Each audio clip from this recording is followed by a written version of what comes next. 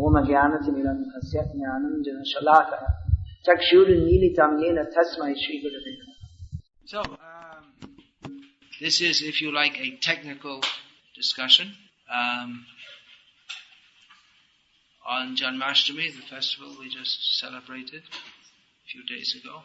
In one center, devotees were singing a song to Krishna, and I made a statement to one of the devotees there that why you sing this song? It's not authorized by our acharyas. She said, well, it's by Bhaktivinoda Thakur. I said, no, this is a Mira song. It's not one of our acharya songs.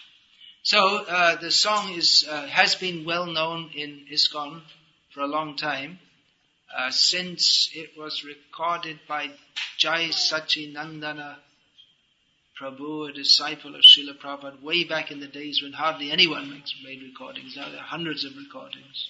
But there were just very few at that time, apart from those of Srila Prabhupada.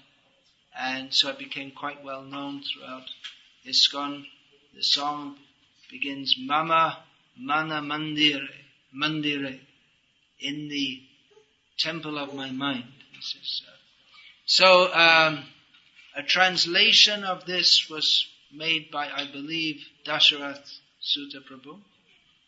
And in his songbook, he ascribed that to Bhaktivinoda Thakur. And this was later put in to the database of Srila Prabhupada's writings and other writings. This song was given with a translation and ascribed to Bhaktivinoda Thakur. However, it's almost certainly not a song by Bhaktivinoda Thakur. There is an accepted, complete edition of Bhaktivinoda Thakur's songs, which is published from Bag Bazaar, Gauriya Math in Calcutta. I, as well as many other people, have that book. It's in Bengali, so probably none of you can read that.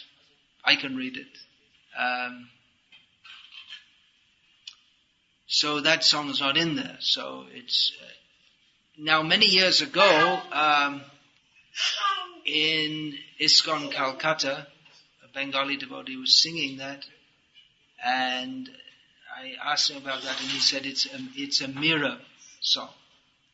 Now that may or may not be true, but it seems to be a fairly well-known song in Bengal. But exactly that it's by Mirabai, we don't know. I don't know exactly. But it's in that category. In as much as the song goes, Esho, one line goes, Esho, Esho, Nanda Kumar. Come here, Krishna. Now, actually it's a Bengali song, and Mira wrote in something, what would nowadays be considered a dialect of Hindi. I don't know if she wrote herself or someone else wrote it down or whatever, but many of her, or some of her songs have been translated into Bengali. So anyway, calling Krishna, come here, come here. Well, I just like to... all right, I can read the whole song. Actually, much of it is very nice. Krishna, Mama Mana Mandire Roha Nishidine. Krishna Murari, Sri Krishna Murari. Sri Krishna Murari, reside day and night in the temple of my heart. Bhakti Priti Mala Chandan Tuminio Henio Chittananda. Please accept, please take my bhakti, my priti, my devotion, my love, my mala, the garland, flower garland, chandan, sandalwood paste. Take this, O Chittanandan, delighter of the heart. Jivana maran tava puja nivedan sundara he monahari. In life and death, I worship you with these offerings, O beautiful enchanter of the heart. So it's all very nice, no doubt. Esho Nanda Kumara, Ar Nanda Kumara, Habe Prem Pradipe, Areti Tumara. So come here, Nanda Kumar, come here, Krishna, and I will worship you with the lamp of my love. And then what happened to the rest of the translation?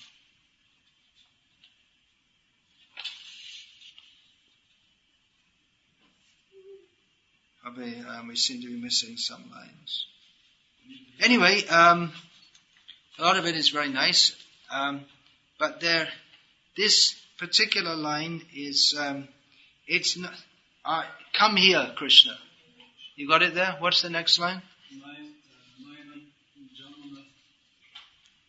Oh, there's some other. Aha. Nayana Jamuna Jhare, I got it, yeah. Nayana Jamuna Jhare Aniba Toma Birohe Giridhari. So my eyes will be like a Yamuna river of Jara also means like a waterfall. What does it say? Here it says flows, yeah. So my eyes are flowing constantly like a river, flowing with tears from out of separation from you. Giridhari, this is particularly Mira used to address Krishna as Giridhari. And then Vandanagane Tava Bhajug Jivan Krishna Murari Shri Krishna Murari. So may my life go in praise, it's praying to you and singing to you, and in this way worshipping you. So Srila Prabhupada recognized that Mira is a devotee. But this particular mood of calling Krishna, that is not in our Gauriya line. It's actually not appreciated. Because our aim is that not that we will call Krishna and we will enjoy Krishna. You come here, Krishna, and I will enjoy you. But rather we wish to serve the servants of those who are bringing Radha and Krishna together.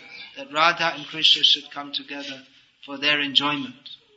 Not that it's just like Radharani, there is her supposed rival Chandravali who wants to pull Krishna away so that Chandravali can enjoy Krishna. But Gauriya Vaishnavas, they don't like this. They want to, as I say, serve those who are bringing Radha and Krishna together. Here's some quotes from Srila Prabhupada about this. From the 4th canto, chapter 3, text 23, purport. The devotee never commands, my dear Lord, please come here so that I can see you. Recognize that? Esho Nanda Kumara Ananda Kumara. It is not the position of the devotee to command the Supreme Personality of Godhead to come before him or to dance before him. There are many so-called devotees who command the Lord to come before them dancing. The Lord, however, is not subject to anyone's command. It's not subject to anyone's command, but if he is satisfied by one's pure devotional activities, he reveals himself. And here's from a conversation, Srila Prabhupada is saying, don't order Bhagavan, just follow Bhagavan. That is wanted. Don't write concocted poetry. That is not beneficial. Simply follow. Chaitanya Mahaprabhu says, Jari Deko Tare Kaha Krishna Upadesh. That is your business, not to give Upadesh to Krishna. Krishna, do this. Nachiye, Nachiye, Aile Gopal. My dear Gopal, please come to me. Nachiye, dancing. And the Gopal is my father's servant. Ordering Gopal, come. Nachiye, Nachiye, my sense gratification. It's all nonsense. Why should you ask Gopal to come to you? You cannot order. You must follow. To carry out the order of God, not to order God to carry out my order. That is mistake. So we see that whether or not this song is actually written by Mira, there's Srila Prabhupada strongly denounced this idea of ordering God, come here, you come here. So it's not by one of our acharyas. Regarding Mira, Srila Prabhupada wrote some somewhat praising things. Many years ago, Bhakti Charu Maharaj told me, I never subsequently read it, but he told me that Bhaktivinoda Thakur had written about her that she was a sentimentalist, which we don't want to go on a big campaign against her, but at the same time we should understand that there was no philosophical basis to what she was doing. regarding that being in the Veda base under the name of Bhaktivinoda Thakur, well, there's another song which myself and Vyasaki Prabhu, you may know his name, we had some discussion about this. There's a song which has become quite popular in ISKCON because it's in the Veda base under the name of Bhaktivinoda Thakur, but it's actually it's completely a bowel song. It's not in the list of songs it's not in the standard authorized collection. That Keno Hare Krishna Nam, the Pakshi of my heart, it's all bowel terms, the whole thing from beginning to end. So somehow or other it's become advertised as a Bhaktivinoda song, but it isn't.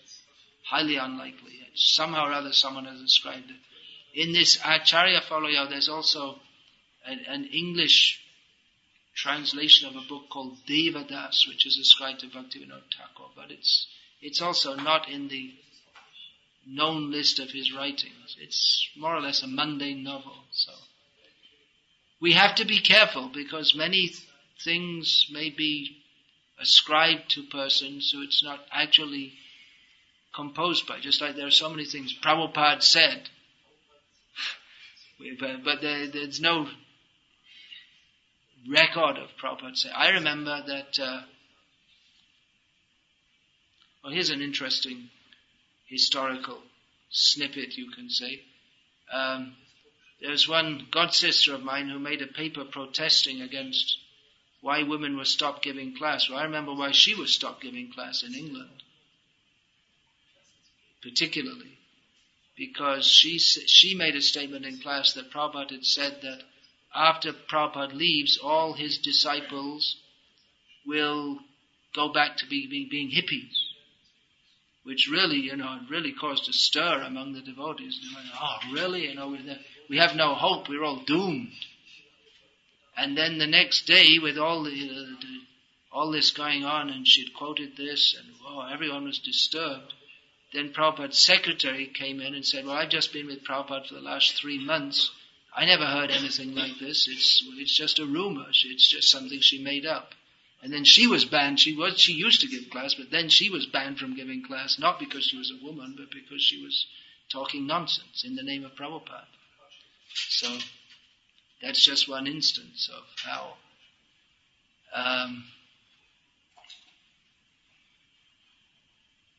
things can be ascribed. Well, that wasn't exactly the case of the Prabhupada said this. That wasn't a case of something being ascribed wrongly to someone else. It was just a case of total fabrication. Maybe someone told her that and then she passed it on.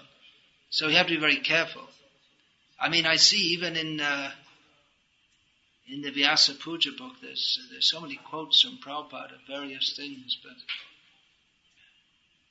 it may be true or maybe not. You can't really say. That's why you can't really say unless there's, especially if it's a somewhat controversial statement, you can't really quote it unless there's verification of it. That's why Prabhupada, he gave most importance to his books.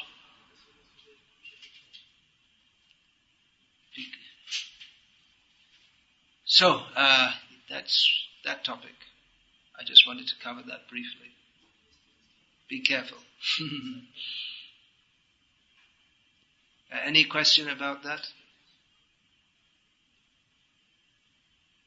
Yeah. We have many different songs which devotees sing. Radhe Radhe Govinda, Sham Sham Radhe Radhe. What's that? Yeah. Right. So, how beneficial or detrimental it can be? How detrimental or beneficial can they all be? Well, the danger is that we're going to sing something which is not authorized or approved by our acharyas. For instance, there is a popular chant, Nitai Gaur Radhe Sham Hare Krishna Hare Ram, which is only the names of Bhagavan, but it's condemned by our acharyas as being an improper composition. So, well, in Srila Prabhupada's books, he wrote that in our Krishna conscious movement, we chant Sri Krishna Chaitanya Prabhu Nityananda Shri Advaita Gadadhar Shivasadi Gaur Bhakta Vrinda and Hare Krishna Krishna Krishna Hare Hare. Hari Rama, Rama Rama, Hari Hari. He also he says that we should stick to the songs of Narottam Das, Bhaktivinoda Thakur, and Lochan Das. That's right in his purports. And of course, in the Vaishnava songbook, he approved some songs also by some other acharyas. But it shouldn't be just a kind of free for all in which everyone sings whatever they want, whatever comes in your mind, just sing it, or you hear something somewhere and you sing it. In Mayapur, I heard them sing something which they'd taken from the Gaur Nagaris, the Upper Sampradaya on the other side of the river, and they're singing it right there in the temple room. So, the point is that Krishna consciousness should be executed under the guidance of acharyas, which means those who know what the previous acharyas have taught and how to apply that. So Prabhupada has given us guidelines, and we should follow that. The GBC actually a couple of years ago constituted a Kirtan Standards Committee because it was a committee to give guidelines for Kirtan because it was perceived that there was all kinds of things being introduced. I'm a member of that committee. However, we made a proposal and somehow the GBC threw it out. But just like this, what's that called? Djembe? It's the way things are going, the mridanga won't be seen in a year or two. Because that gives a beat like a techno rock beat and people like it. Of course, Chaitanya Mahaprabhu, he likes mridanga. But that doesn't seem to be very important what Chaitanya Mahaprabhu likes because we like, in our lower modes of nature, this kind of heavy bass, loud beat. So Krishna consciousness means to do everything for Krishna's pleasure. We should understand this. And the acharyas have shown us the path and told us what to do. And we can change a little bit here and a little bit there, and the only problem is that we won't end up with Krishna consciousness. We'll end up with something else. So better follow the path of the acharyas. Yeah. Anything else on that? Yeah. How about what? I couldn't hear. What's the melodies. Well, let's just stick to that basic statement here. Otherwise, we're going to get into, we could go on all night. Melodies. Srila Prabhupada is very strict about the morning melody, which should be sung in Mangalarti. Particularly about that. At other times of the day, he didn't emphasize so much. Evening arati also. But especially Prabhupada, he would stop the kirtan if people were singing the wrong tune in the morning. Yeah, what's your question? I've heard that when we perform a kirtan and when there is only one adang and only one karata, that they shouldn't break up, but no matter what happens. So, if there's only one mridanga and one kartal, they shouldn't break up. What do you mean, not break up? Break up the kirtan. They say for a basis or something, when Oh, I see. Except for Tulasi Puja, that they will take their water to basically. Well, that's good. That the mridanga and kartal they can go on.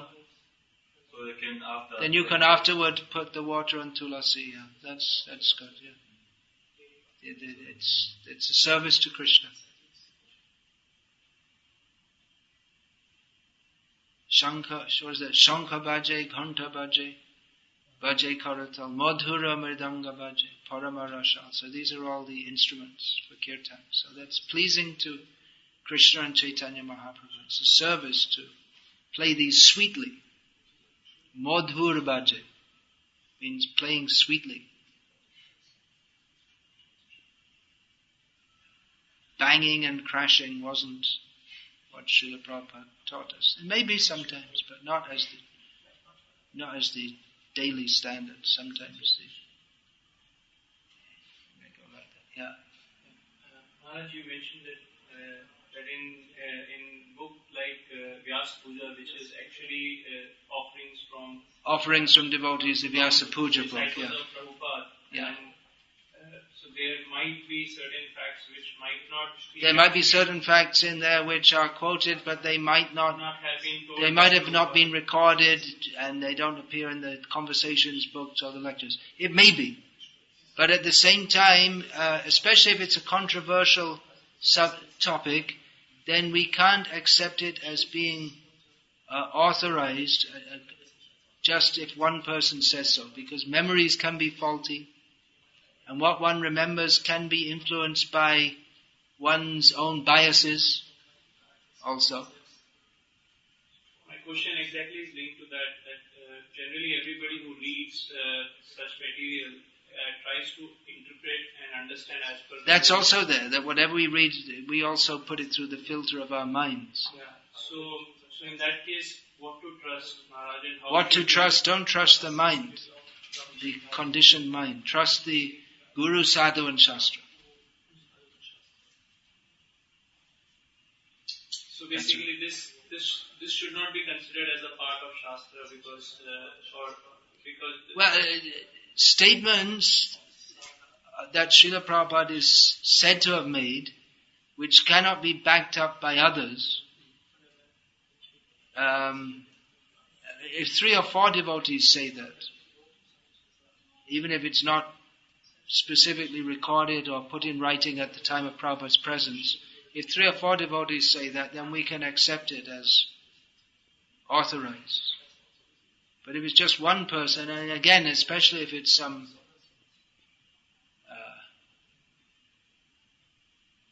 controversial topic, there are so many instances. Just like here's just an instance from my personal life. Someone was quoting me, they were introducing me at the beginning of a lecture and quoting me that about my pilgrimage book, I had this pilgrimage in Holy India, that I was so devoted to Srila Prabhupada that I'd written that it's only by the mercy of Srila Prabhupada that I was able to visit all these tirthas. But that's not what I said. I said that Srila Prabhupada himself is more than all the other tirthas. That going to all the tirthas, if one can get shelter at the lotus feet of a great Acharya, that's more important than going to all the tirthas. So it's an important difference, but someone heard it differently, remembered it differently, conveyed it differently. So it came out as something. The expression of gratitude to Prabhupada was there, and there's nothing actually wrong in the statement if I had said that, but it wasn't what I said. And what I said was actually a more meaningful statement.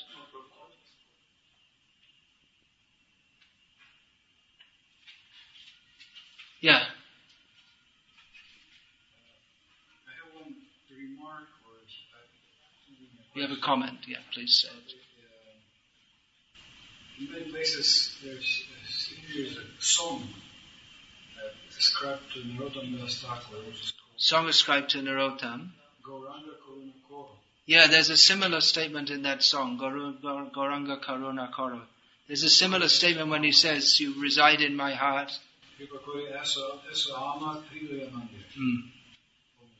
That's interesting. I noted that also. I didn't mention it. Yeah, there's a similar statement in a song ascribed to Narottam Das. A similar statement, come and reside in my heart. So every morning we are singing Nayane Hari Gusara Jugalu Parasi. I will see your... Actually, what is it? I can never work out what that means. It means your various forms. It means that... Rashi gives a plural. It gives a plural sense. But Jugal means Radha Krishna. The many forms of Radha Krishna. Anyway, but it also in the same song, it also says not only that I will see, but it's Seva Abhilash. It's desiring service. So, Shakir Anugato, being this follower of the Sakis. So that's actually my question. So Brahma Goswami's Karpanya Panjika, he says, when will I see your conjugal pastimes? Yeah. So is there... There's a desire to see, but naturally a devotee wants to see Krishna. But on the other hand, he subjugates that to his desire to serve. So his desire, just like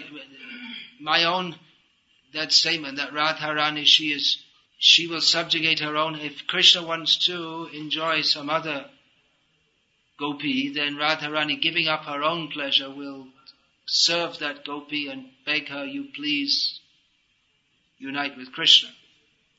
So it's not that the devotee doesn't experience any happiness or desire to see. That's also, the devotee has a desire, and the desire is also to see Krishna's beautiful form and to smell the fragrance of his body, but that is included within his seva vritti. It's not in the mood of that I will enjoy. I will make Krishna an object of my enjoyment. Rather, it is that being in the proximity of Krishna and seeing Krishna, being with Krishna, I will have the opportunity to serve Krishna. And that also gives pleasure to Krishna. Because Krishna, he wants to give pleasure to his devotees.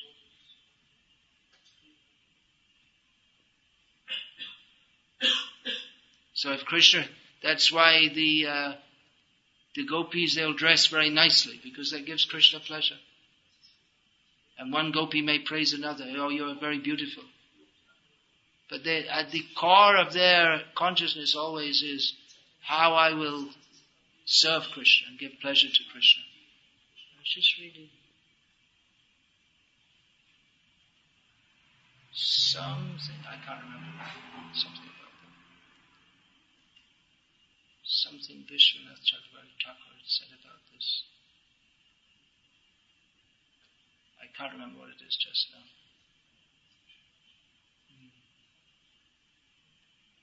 Then, does that satisfy you? So it has to be for Krishna's pleasure, they're everything is included within the attitude of service. And even though one may have a desire to see Krishna, but then that is always subordinated to the desire to... If Krishna takes pleasure in my not seeing him, then I'm prepared not to see him. Yeah, please. I understood the Ratha Yatra to be also the pulling of the... Pulling, yeah. Chaitanya Mahaprabhu pulling Jagannath. He's pulling Krishna to Vrindavan. But that's described in the mood of Radharani. But that's described by the Acharyas because Radha knows that Krishna can never be fully happy unless he's with her in Vrindavan. Therefore she pulls him. Again, it's the mood of service to Krishna predominates. No, but the fact that we as devotees pull the deities, isn't it a symbolical act of pulling Krishna or Radha in our heart? We could take it like that, yes. So this is in a way also... Please, pulling, Rath Yatra means pulling Krishna into our heart. We can pray like that. But our attitude should be not that we simply enjoy him there, but we serve him there. Whereas in this song which we just sung, it's just Krishna, you come, and there's no mention of Radha or anyone else. You come, I will worship you, and there's no mention of anyone else. Just me and Krishna. But the Gauriya Vaishnava is serving Radha and Krishna together, bringing them together and serving them.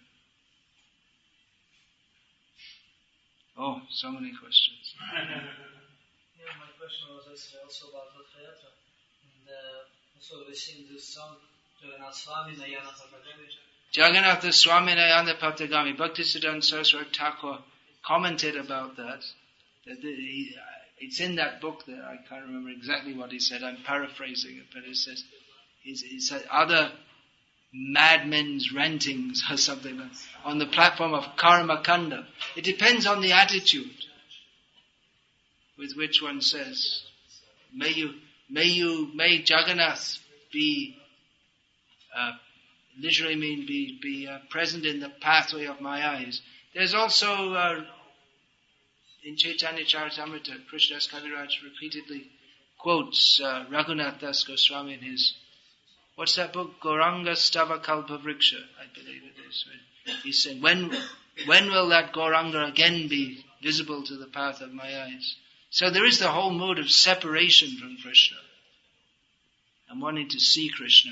But the devotee the pure devotee wanting to see Krishna, and the mundaner wanting to see Krishna, it's a very different attitude. So it depends who's singing and in what mood that they're singing. Yeah. It's all very high topics here, but ultimately we have to give up sense gratification and offer everything to Krishna. That's the bottom line, as they say. Yeah. Another question was technical about drums. Yeah, technical question about drums. Yeah, I saw a video of Rathayatra with Srila Prabhupada. Yeah. Those really devoted with those huge orchestra drums, you know? Were devotees playing those drums also? Because Prabhupada, in one Rath Yatra in Australia, he had them have a band. They hired a military band. He said, my Guru Maharaj had done that in a parade, in Sankirtan parade. So, Prabhupada ordered that also. Maybe the devotees picked them up too. That's like a kind of, what do we call it, vaibhav, or an opulence. Like when a big important person comes, the military band comes also. So that can be in Rath Yatra. But in our regular kirtans, kartals and mridanga, we shouldn't throw out the mridanga. There may be a case in public kirtan for playing all kinds of things. There may be a case for that. For preaching, we can make all kinds of adjustments. But if we adjust too far, then it's no longer an adjustment, it's a complete change. There's a difference between making an adjustment and a total change. So if in our kirtan we chant so many other things apart from Hare Krishna, and we play so many different instruments, then it's no longer kirtan, is it? Or at least it's not Gaura Vihita Kirtan, the kirtan which is ordained by Chaitanya Mahaprabhu. So adjustment is one thing, but when you make one and another and another and another, then it stops being an adjustment and it's a change. Yes, please. Regarding the different songs which seem to be unauthorized or not. Authorized and unauthorized songs. So sung by one's own spiritual master. Songs sung by one's own spiritual master. I see that, I saw the danger for devotees to become critical to one's danger of what? spiritual master. Danger of devotees becoming critical to one's own spiritual master, because he sings songs, various songs. Whatever, somebody says it's unauthorized and you hear it unauthorized and my guru singing it, and then someone says it's unauthorized and then you see your guru sing it, and what are you supposed to think?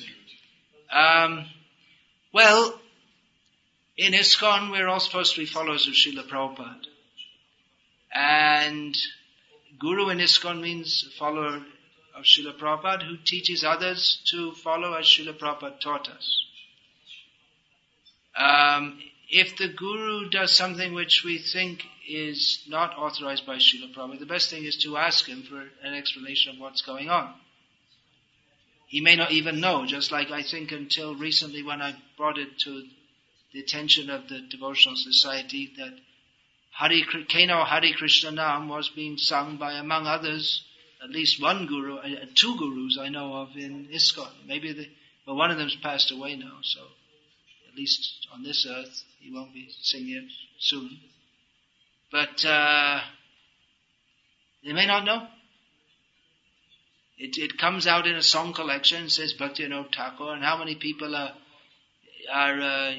going through in a scholarly way. They just, you can't check everything, I guess. So that's why that brings me to another point which I wanted to make. which is maybe going off the point a little bit of this question, but recently on the an email forum which has my name on it and I kind of oversee it, there was a question about heart transplants. That it's often seen that when there is a heart transplant, that the person into which the heart is transplanted seems to undergo a change of character. This has been noted in the last 40 years or so since they've been doing heart transplants. I remember that Dr. Barnard or something in South Africa was the first one to do it. It was a big thing in the newspapers when I was a kid. Nowadays it's not so. There've probably been thousands done since then. So there seems to be a change of character. So then the devotee was in the question was implying that what's going on here, that Ishvara Sarva Bhutanam Hriddesha Arjuna Tishtati, the Supreme Lord resides in the heart with the jiva.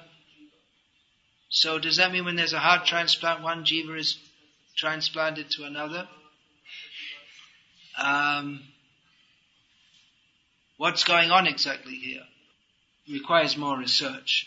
I mean, the person, he may have apparent change of character, but he still identifies himself as the person he was before his heart transplant, and he still identifies, this is my wife, this is my house, and all this kind of things. He doesn't march into the house of the person who's now dead, whose heart he's just received, and identify himself with that personality. The changes that could, apparent change of personality, well, I remember, I'd give this personal example, although in our well-intoxicated society we've all probably seen it's seen that people under intoxication, they act and they appear to be different persons. I remember what I was going to say, I'll say it, that I used to visit my mother every week or so, who was incarcerated in a institution for, they probably have some more euphemistic term, but it's a mental hospital, that's all. Nut house or whatever you want to call it. She wasn't that crazy, but she had difficulty functioning in day-to-day life. But I used to go and see her, and she'd be like a different personality each time. Sometimes she'd be, and other times she'd be really down and depressed, and it just depended what drugs they were giving her. It's just like, it seems like they were doing a lottery, and they'd give her different drugs. Maybe they were experimenting or just having fun or who knows what, but they'd give her different drugs, and she'd be like a different person each time. So it may be that, we see that in the conditioned state, that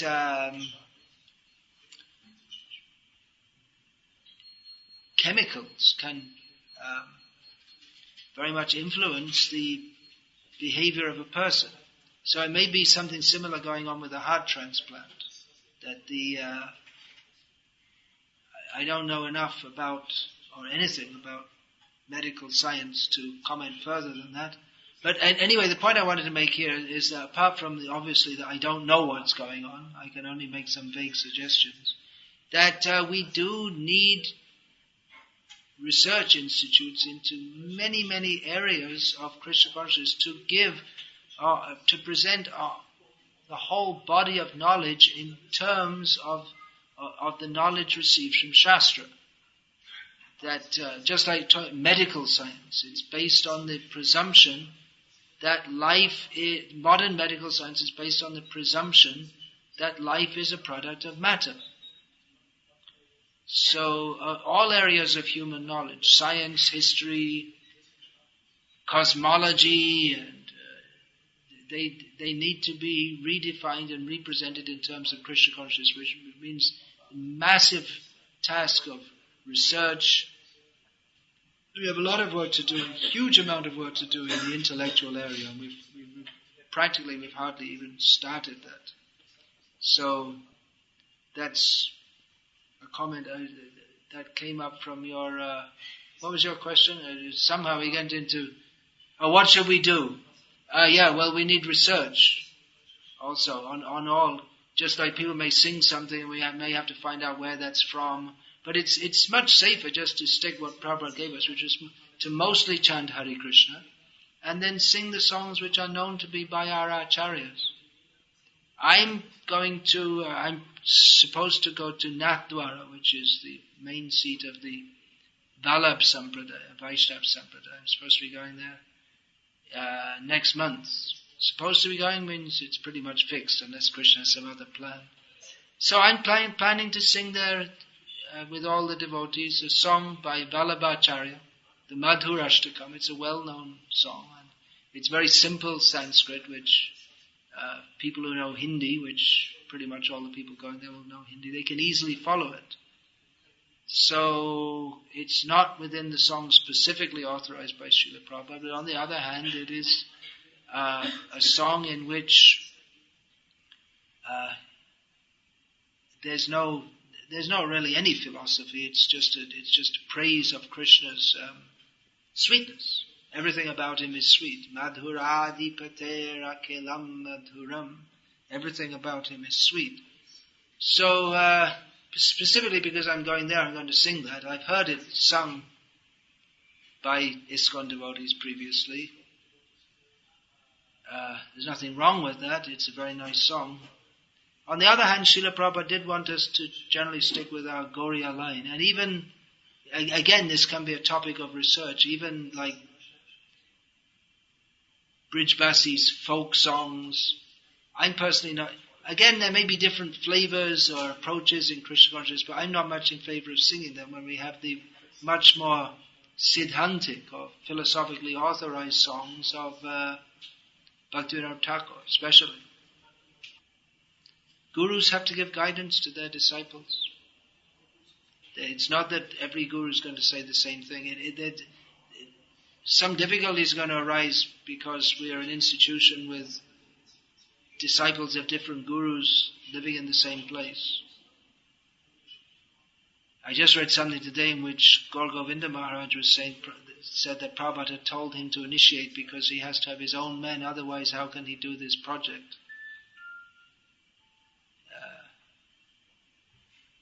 The Bhuvaneshwar project. So, research it. How Gauriya gurus in the past have instructed their disciples somewhat differently, and what are the parameters of that? Just like mundane scholars have noted that in Vrindavan, the Gauriya Sampradaya, in the beginning days of the Gauriya Sampradaya, after Chaitanya Mahaprabhu's passing away, the Gauriya Sampradaya was very much a Sanskrit-based, scholarly-based, Shastric-based, whereas in Bengal it was mostly bhav, just all lots of feelings and emotion.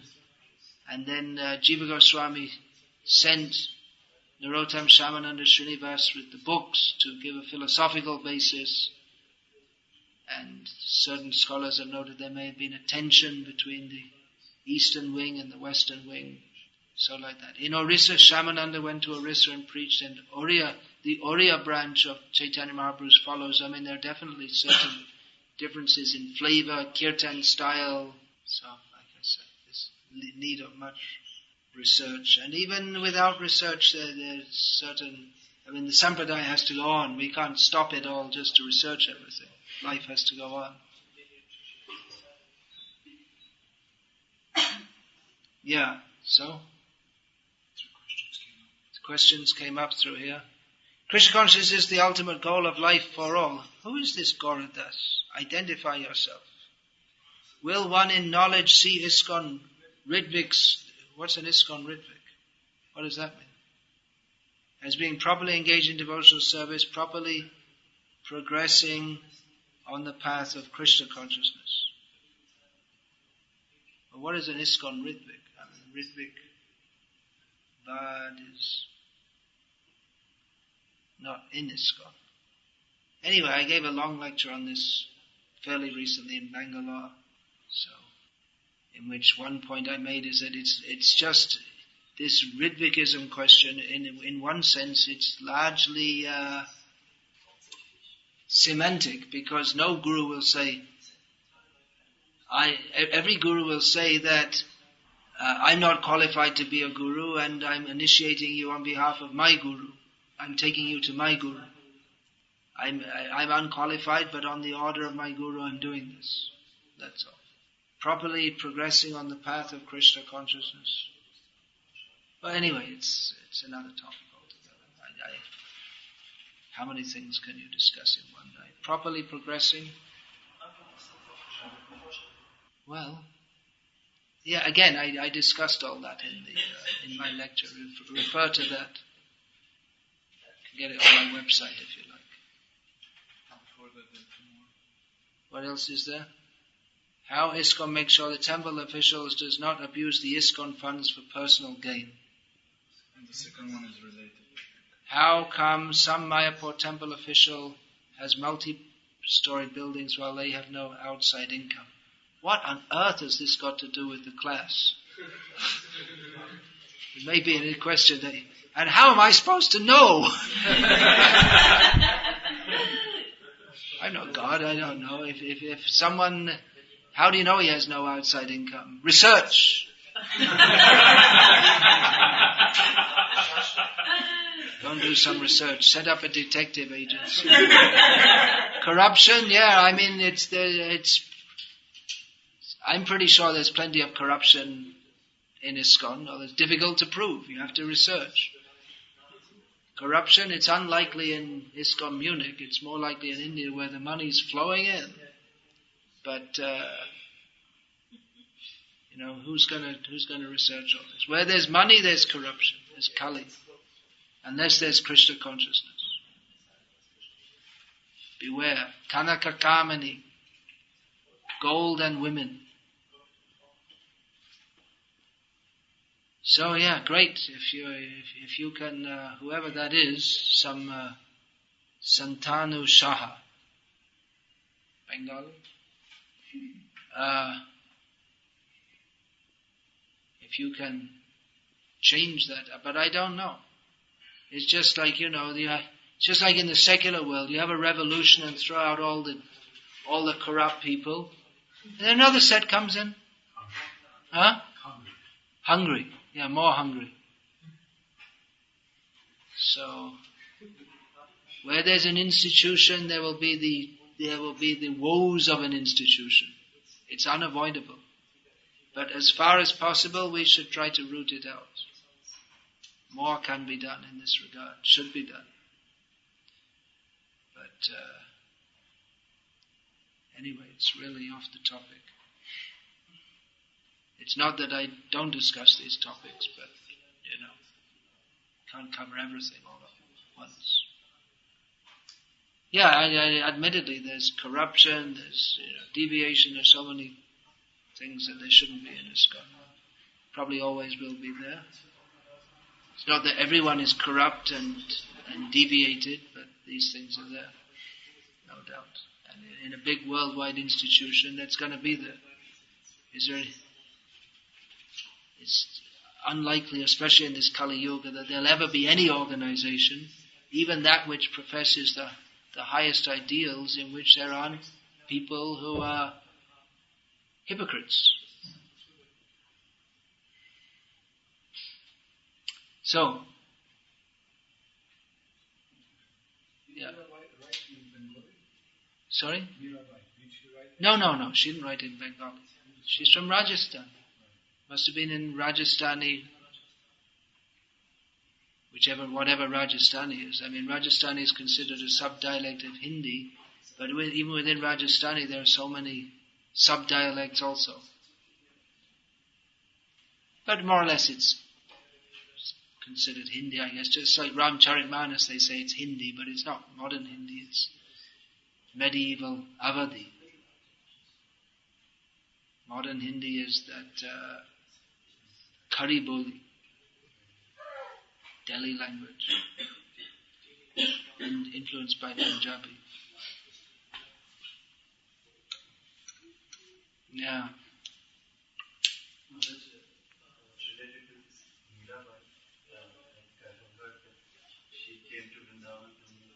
She came to Vrindavan to meet Jiva Goswami and he refused to see her. Prabhupada didn't accept that story. He said that a Gauriya sannyasi would not refuse to see a woman just on the basis that she's a woman. Prabhupada didn't accept that, even though it's widely accepted as fact. But Prabhupada didn't accept that. There's some story, something like he refused to see her, and then she said, "Why do you distinguish everyone in Vrindavan is female?" And then he saw her. He accepted that she had a better philosophical understanding, something like that. Unlikely. The Jiva Goswami, who's the Tattva Acharya, or the one who's given the rigid or systematic understanding of Krishna consciousness based on Srimad Bhagavatam, and that he's going to be flawed by someone else.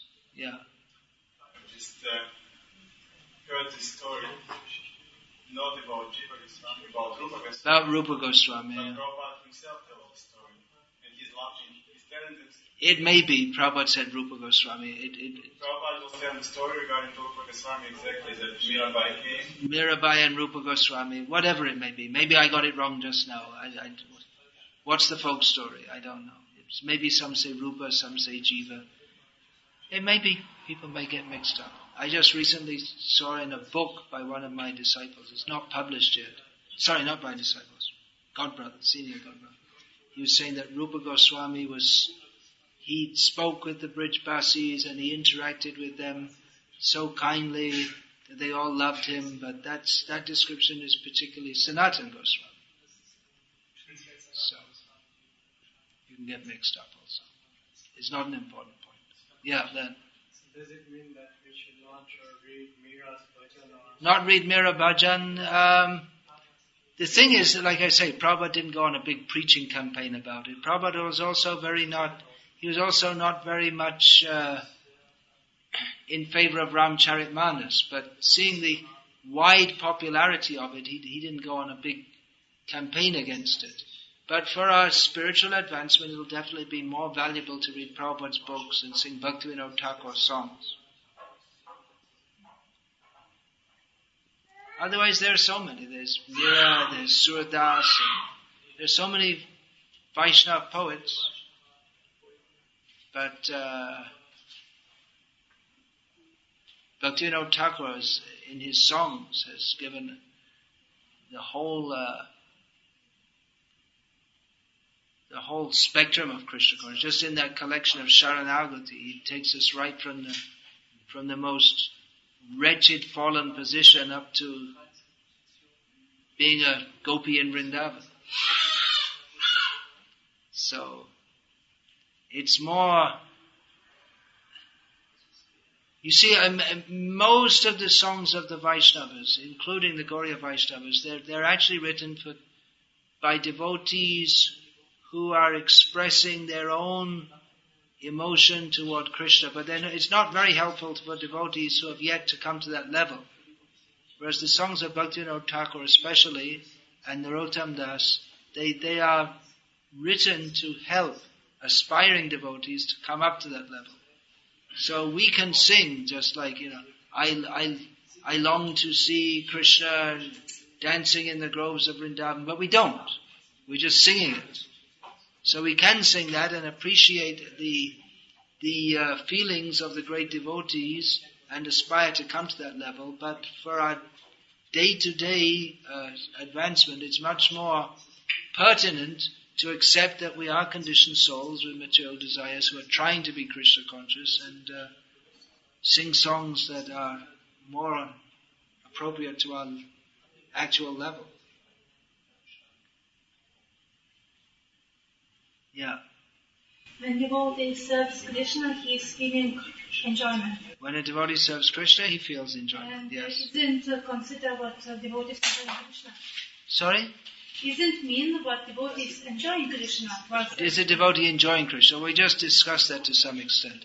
devotional service is blissful. Devotional service is under the Mahatmanas Mahampata Daiving Prakriti Mashrita. Devotional service is conducted under the supervision of Radharani, who is she gives bliss to Krishna, and she is the personification, the Hladini Shakti, the bliss potency of Krishna. So Krishna is blissful, and service to Krishna is blissful, and those who engage in Krishna's service are blissful, but that bliss arises from serving Krishna. And as soon as the motive of wanting to enjoy Krishna comes in, then it's no longer devotional service. So devotees do not, they become blissful by serving Krishna, or they are blissful by serving Krishna, but that they are subordinate enjoyers, or rather they're not really enjoyer. There's again, Purush, Prakriti. Krishna is the enjoyer and all others are enjoyed, but Prabhupada gave the example, just like the man and woman enjoy, they engage in sex, and the man enjoys, the woman is enjoyed, but she also enjoys in the process of giving enjoyment. So yes, the devotee enjoys, but by giving enjoyment to Krishna, he enjoys. But if he tries to take the position of the enjoyer, then I will enjoy Krishna, then it's no longer bhakti. Devotees want to see Krishna. So there was a point I was just trying to remember, now I remember. In Krishna Lila, the cowherd boys told Krishna, there's a beautiful smell coming from the forests of Talavan. We want to eat those fruits, Krishna, but let's go there. There's some demons there who are stopping us eating. So it may seem the cowherd boys were interested in their sense gratification, and they wanted to engage Krishna to facilitate their sense gratification. But Vishwanath Chakravarti Thakur describes that actually they're thinking there's such nice fruit, and only these demons are there enjoying. Actually, Krishna should enjoy. But if we say, Krishna, you should enjoy that fruit, then Krishna wouldn't be very much interested. But if Krishna thought that my devotee wants to enjoy the fruit, then he'll make the necessary arrangement. So actually they were interested in Krishna enjoying, not themselves enjoying, but they expressed it in that way.